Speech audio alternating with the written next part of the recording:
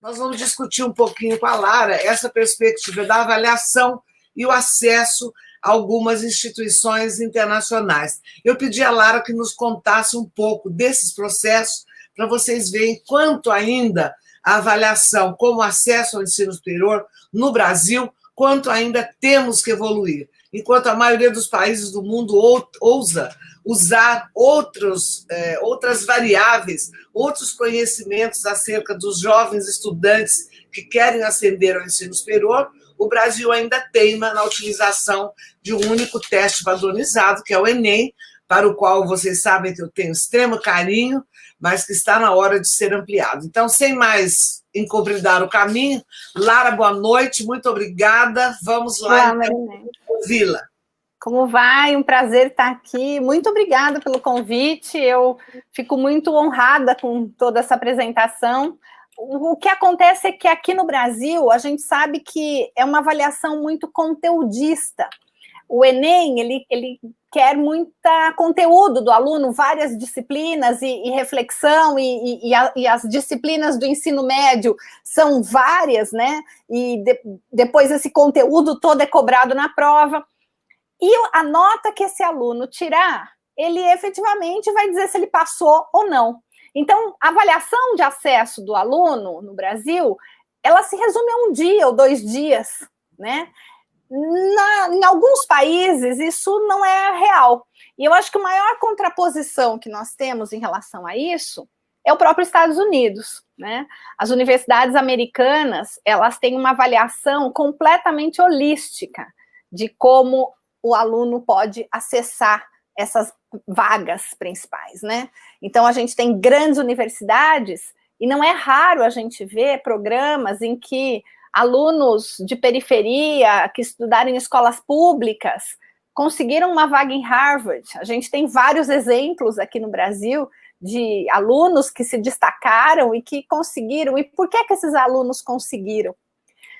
Porque existe uma diferença muito importante nos Estados Unidos, é que eles buscam o perfil do aluno que melhor se encaixa para aquela universidade. E o perfil de aluno tem a ver não só com nota, mas tem a ver com produção dele, tem a ver com liderança, tem a ver com trabalho voluntário, tem a ver com empreendedorismo. Algumas universidades, elas focam mais um determinado perfil. E como é que você faz isso com uma prova? Não dá para você avaliar o aluno se ele foi bem ou não na prova. Avalia. Tem outras coisas que são importantes, e uma delas, por exemplo, é o aluno contar a sua própria história. Quem é ele? E ele faz isso de 2 formas. Ele tem que montar uma carta de apresentação, e que vai... com uma técnica, porque não é simples uma carta, você não pode escrever 3, 4 páginas, você tem que escrever num determinado quantidade. Quem é você? E por que você deveria estar naquela universidade, né? Que chama-se essay. E você tem que ter um portfólio, provando as coisas que você fez. O que você já fez? Então, eles vão olhar a sua história, não só a sua nota. Não é raro você ver alunos que têm uma nota maior de SAT não ser classificado em comparação com outro que tem uma nota talvez um pouquinho menor que aquele, mas que tem um monte de trabalho voluntário, tem todo um projeto social que ele desenvolveu e que ele se mostrou empreendedor, líder e etc. E por isso, muitos brasileiros também têm conseguido acessar as instituições mais concorridas, porque são pessoas que têm liderança, que têm um projeto de vida, que têm uma vocação e que correm atrás desse sonho. E agora, é isso que as universidades... Lara, no Brasil, nós não temos nenhuma tradição de fazer ou ensinar o aluno a fazer esse registro. Não. Quer dizer, para nós ainda a avaliação é um teste padronizado, lamentavelmente, né, por mais bem feito que ele seja, mas nós não temos mecanismos nem de orientação, por exemplo, para o aluno escrever uma carta de autoapresentação, embora a nossa nova Base Nacional Comum Curricular tenha privilegiado não só formas de ensinar e aprender, mas também de avaliar. Quer dizer, o Brasil está muito longe de ter essa prática de orientar o aluno para ele fazer um portfólio. Não é isso? Exatamente. Eu acho que isso é uma coisa que falta, né, para os alunos, porque nós temos um programa na IFISG que nós chamamos de aconselhamento. O aluno que diz, eu quero estudar fora, numa universidade, concorrer a uma vaga, a gente organiza todo o processo desse aluno. E quando a gente chega para o aluno e diz, o que você fez? Vamos começar a construir seu portfólio. Ele tem que buscar na memória, ele tem que buscar documentos, ele tem... eu jogo bem em futebol, olha, que medalhas que você tem, que você já ganhou, que títulos, me põe um vídeo aqui, você jogando. Então, isso tudo o aluno não construiu. O aluno, às vezes, ele tem um dom artístico maravilhoso, e isso é coisa para se colocar em portfólio. E nem esse aluno coloca em portfólio, né? Então, ele não constrói a sua história. A forma como ele escreve, a forma como ele pensa, a forma como ele reflete. Então, a gente tem usado aqui na IFISG um portfólio digital muito interessante, que é muito usado nos Estados Unidos, e o portfólio digital, você manda um link para a universidade, e eles avaliam, a partir daquele link, aquele aluno. Quanto melhor ele tiver a sua... produção ou a sua atuação, porque não é só uma questão de produção, mas é questão de atuação social também, de protagonismo desse aluno. E isso interessa para as universidades, né?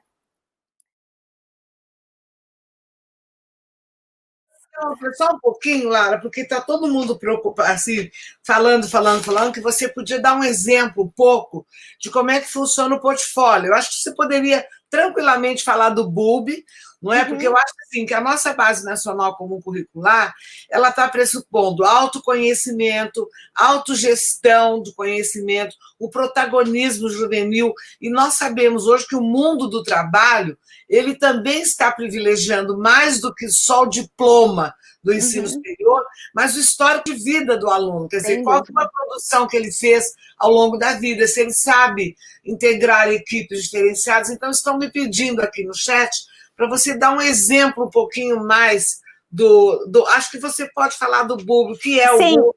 A gente, o BUB é um modelo hoje de portfólio digital que já está no Brasil, né, em que o aluno, hoje nos Estados Unidos, ele é muito utilizado, mas basicamente o aluno tem a liberdade, é como eu costumo brincar que é como um diário.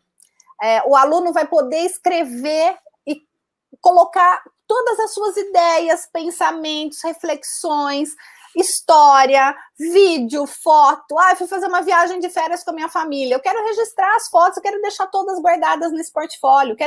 Enquanto o meu pai dirigia, eu ficava pensando algumas coisas, eu vou registrar e vou deixar. Daqui a alguns anos, isso está lá. Então, o portfólio ele é dividido em páginas e coleções. Você pode ter uma coleção assim, minhas viagens. E cada uma viagem que você fez. Você pode ter uma coleção meu esporte favorito, meu hobby, né? E a hora em que você vai apresentar isso para uma universidade, você não vai montar o link do seu portfólio inteiro. Você vai pegar uma coleção, vai botar lá dentro tudo que você quer efetivamente que a universidade veja que você produziu, a sua história, e aí esse link que você vai mandar para a universidade avaliar quem é você. Além disso, você tem um registro da sua história. Na minha geração, a gente tinha aquela coisa do diário, né? A menina botava lá o papel de bala que ganhou. O papel de bala que ganhou, o ingresso do cinema que foi. As minhas filhas, Lara, não fechava. Era uma coisa aberta, assim, ó, de tanta coisa colada que tinha dentro. Isso tudo pode ser digitalizado e colocado no BUB. E ninguém precisa ver, a não ser o aluno. Ele só vai dar acesso se ele quiser.